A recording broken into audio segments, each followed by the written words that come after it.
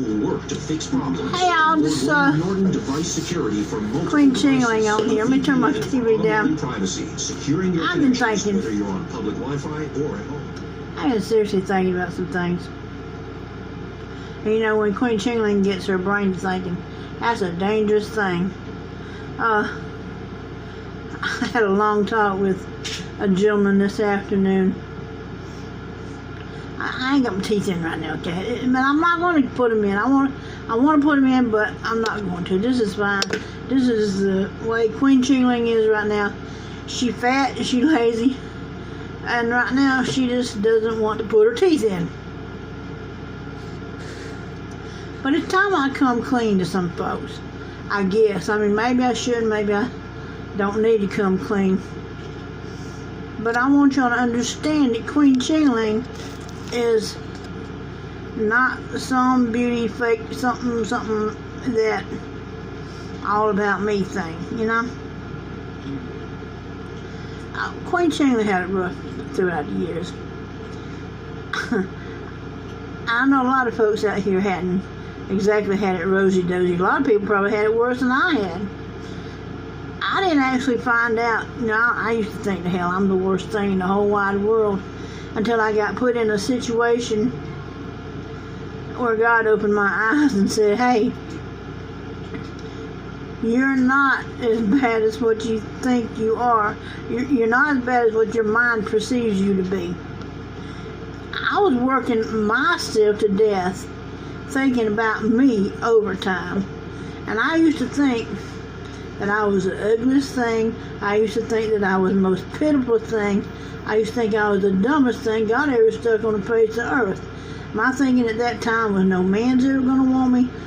I'm not going to have very many friends. I know the rest of my life is going to be very lonely. I just was so down on me. It was all about me. That's what I call overthinking about you too much. The world ain't all about you. I don't want my channel being all about me. Okay, my channel is supposed to be about numbers and trying to help people. And I do try to help folks. A lot of folks is out there having a hard time. Well, QueenChingAling is having a hard time right now. I'm sitting here eating tomatoes. We got a little plant out in the back house. I'm eating tomatoes off that plant right now. But Lord, what I'd give for a loaf of bread right now, I do got 50 cents left. And I could probably run up to the store and get him to get me a little bit of loaf of bread. Anyway, getting back to the store, let me tell you a little bit about QueenChingAling. I'm gonna make this quick and sweet, I hope.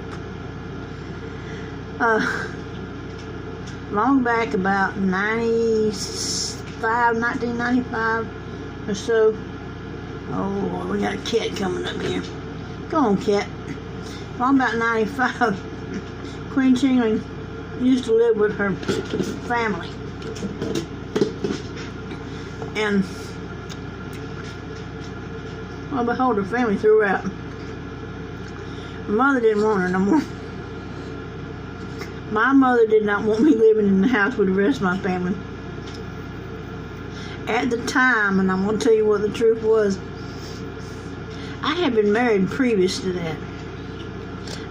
Yes, this is all my dirty, filthy laundry. So all y'all know the soap opera, the QueenChingAling, and how she came about.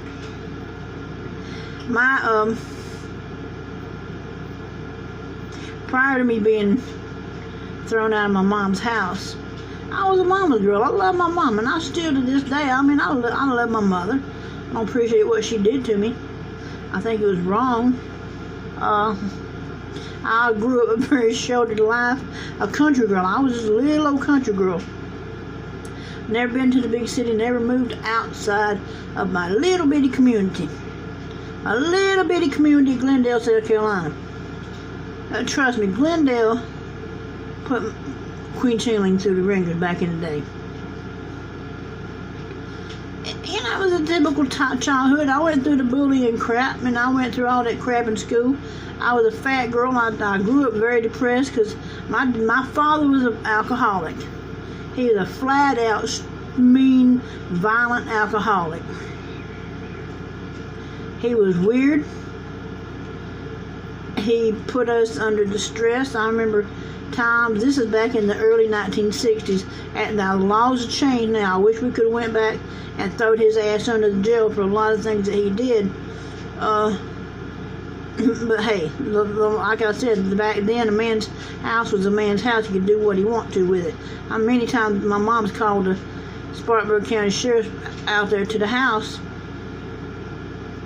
and they did nothing but talk to my daddy and just turn around, slap him on the wrist, and let him go. Got him off my mom, and he'd go in there and crawl in bed and go to sleep and sleep it off. The next day, wake up and do it all over again.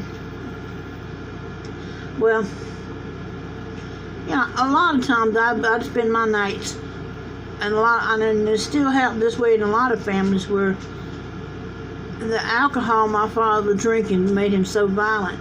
All he wanted to do was stay up all night and fight.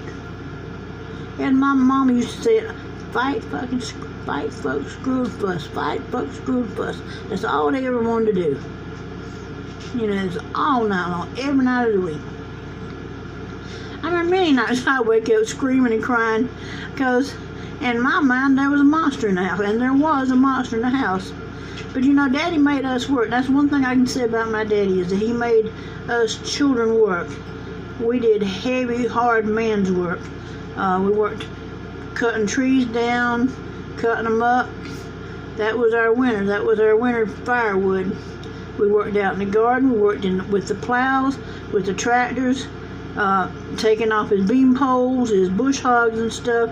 That me and my brother. I even worked alongside my daddy when my daddy was doing his mechanics and stuff, working on motors and stuff. I knew things that a lot of women don't supposed to be knowing.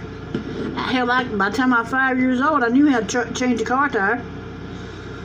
Just wasn't strong enough, I knew how to do it.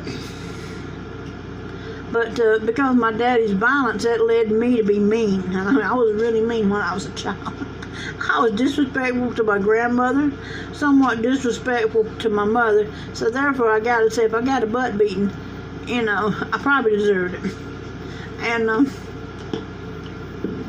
don't even hope and pray that my grandmother rolled over the grave, forgive me for being as mean as I was to her. I'm almost about to cry, but I'm gonna stop it. God. Anyway, getting on with the story. My dad threw one violent fit one night, and lo and behold, my mom mustered up the strength to have the Spartanburg County Police pick him up and have him arrested. And this time she didn't back down on the charges. She went through with the charges, and I remember we ended up having to run that night for our lives. There's no greater fear than having to run for your life. Really, there's not. We stayed sleeping in the car for several nights there, running from my father, until the county police picked him up, and then was safe to come back home. And after that, he never did move back in the house with us. But I had always had that fear that he would, but he never did. Anyway, moving forward, I ended up getting married, pregnant and married by the time I was 21 years old. I think the pregnant thing came first, then the marriage got thrown in there with the shotgun. But it's okay. And I did love my husband at the time. That lasted about 2 years. Then he fell out of love with me and fell in love with Jim Beam and another friend of his, a guy friend. I mean, it wasn't a gay thing. They were just drinking buddies. And I was left out alone by myself for 6 long years that I put up with that crap. And I finally decided, I wasn't going to put up with no more. He and I finally divorced, and then I ended up moving in. No, actually, this is about the time. This is where I want to get to the guts of the story. What happened was, I told him that I wanted a divorce, and he told me that he didn't want a divorce. I said, no, you're leaving. Anyway, long story short, he backed down after I throwed him out. 2 months later, I came home. My mother had packed my bags and stuck him out at the front door. Told me to get out. And she even called the police on me. She even went so far as to call the Spartanburg County Police and sign a warrant against me for trespassing. And they came out and told me that I had to go, and if I didn't go, I would be considered trespassing, and they would throw me in jail. And that was my mother's property. She had the right to put who she wanted there, and if she didn't want me there, I had to go. She ended up putting my ass out on the street. And then next thing you know, turn around and took my ex-old man back in. I ended up spending the next several years of my life trying to get back on my feet. It took me a long time to get back on my feet. I ended up jumping out of the frying pan and into the fire this time. I ended up going and met this, I'm not going to say what his name is. I know he's probably watching this video. But I was in and out of a relationship with him for 9 years. And he was very violent. South side of Chicago. He was mean as hell. Hard to live with. Kind of loco up here. A lot of the goody people in my community, even though he was from up north, he was from Chicago and lived down here in the south, but a lot of my goody people that lived around me, was in the neighborhood, the ones that thought they were better than me, always looked at me like, well, she kind of touched in the head. Ain't no damn wonder I was touched in the head. I done been through the damn ringer. By the time I was probably I was in my early 30s then. And I didn't know how to put up with this clown going through all kind of changes and stuff, and I think we probably got in trouble with the law one time. We were together, and then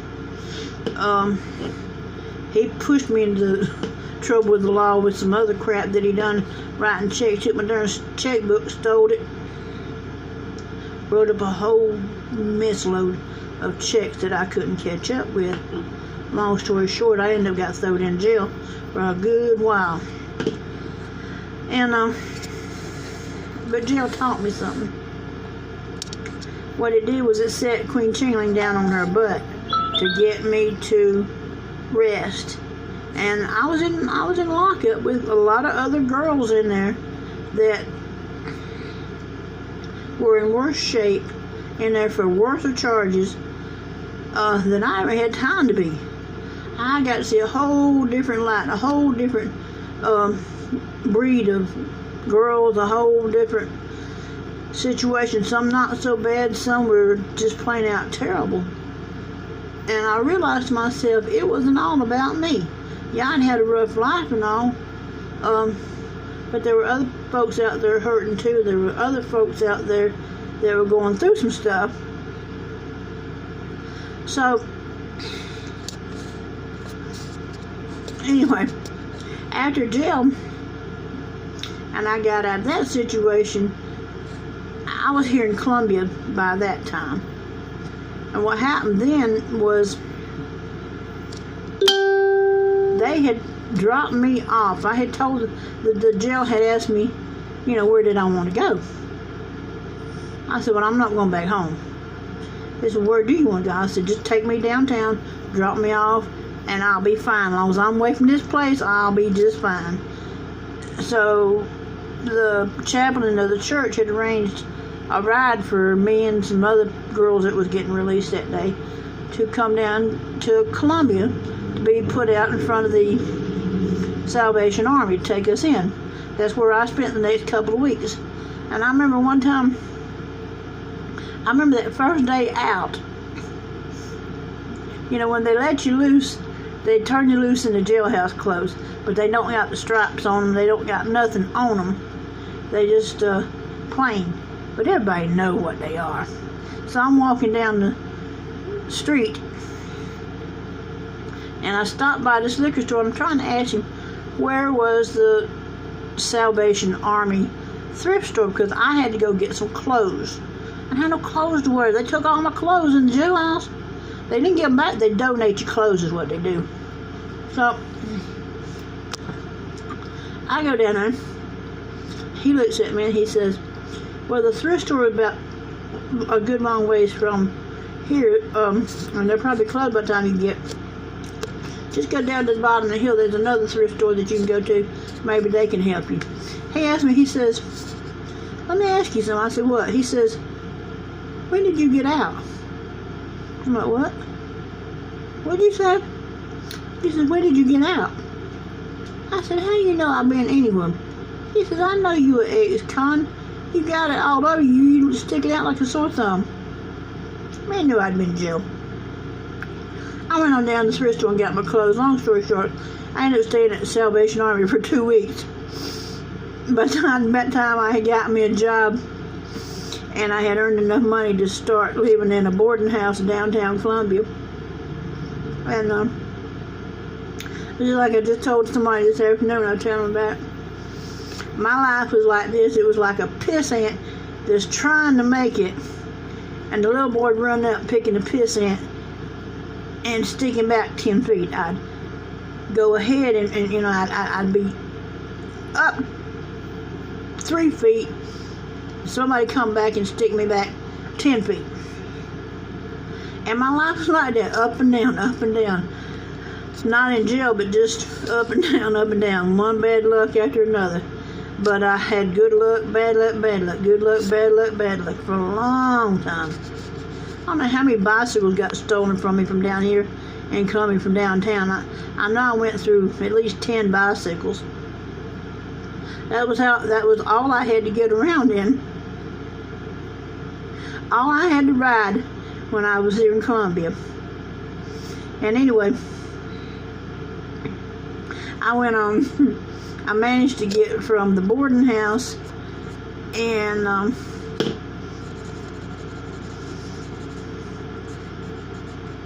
managed to move out toward where the flea market was so I could go south. I ended up meeting this somebody I fell head over heels with at the flea market. Here we go again. And I'm thinking, well, I want to move in with him. He was a really nice guy. I ended up moving in with him down in Orangeburg. Gosh, was that ever a disaster? I moved in with him that night. That same night, his ex-girlfriend finds out about me. Well, she comes up there and moves in with both of us. And here we are, me and her fighting the thing out. Long story short, I ain't going to go into details about that. I still like this guy, but it didn't teach me anything. I didn't really benefit from it. Other than I kind of had my driver's license kind of straightened back out. But anyway, by this time,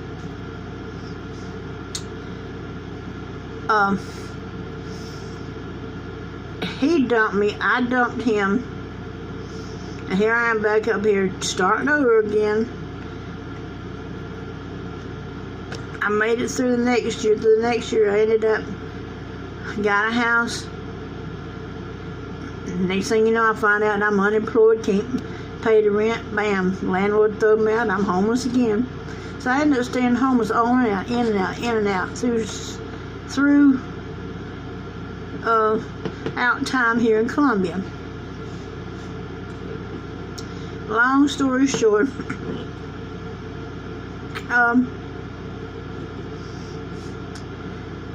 all the time I didn't really realize I had owned some property up there in Spartanburg, because I had bought the property when I was with the guy from Chicago. We had moved there, and he had went.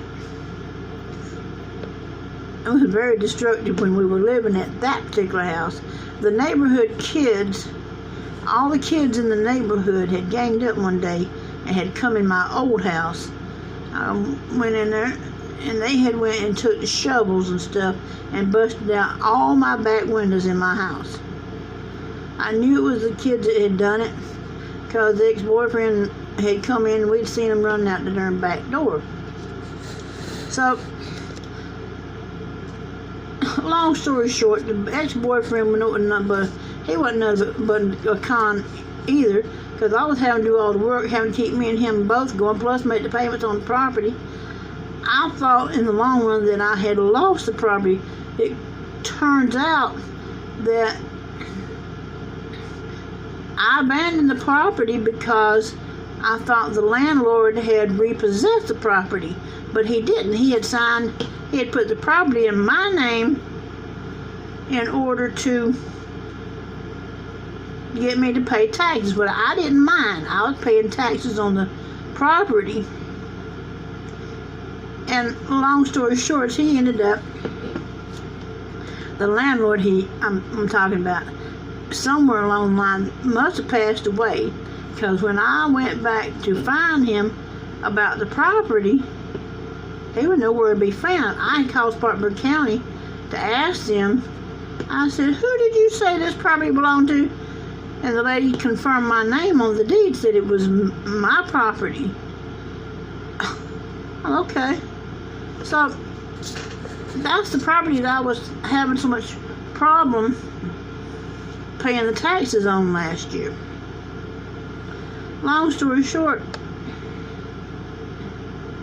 I got down here in Columbia, and I had dumped that boyfriend, went on to another one that I liked, dumped him. I swore up and down I would never, ever, ever, I was finished with having boyfriends.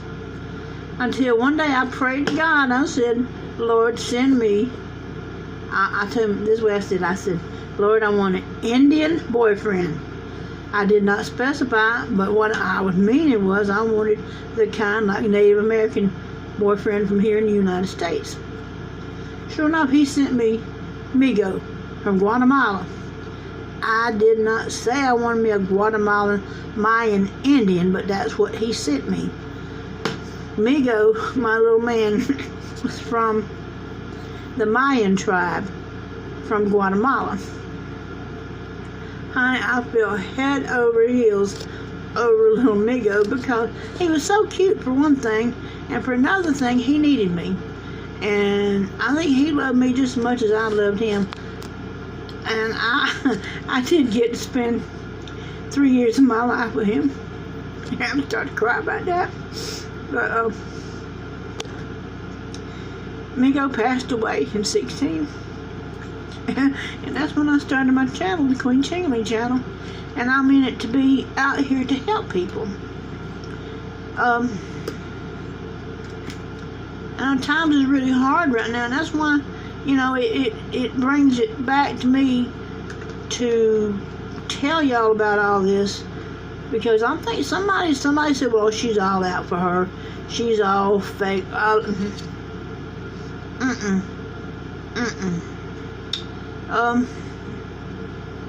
I'm not all fake. I know what it's like to lose people. I know what it's like to go through really hard times. I have ended up having problems with maintaining my driver's license because I had to buy insurance. All kind of different stuff like that. I've been put in jail for not having car insurance.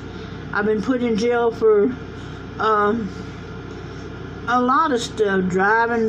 Never driving under the influence, nothing like that, because I don't drink alcohol.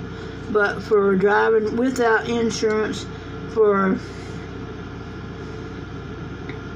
I don't remember what all kind of driving crap. No tag being wrong tag on the car, just administrative stuff, not reckless or careless stuff, but just bullcrap stuff. Anyway, I'm kind of got myself stuck in a position now at my old age. I'm sick, I'm not in good shape, and I don't go out at all now because the situation with the car.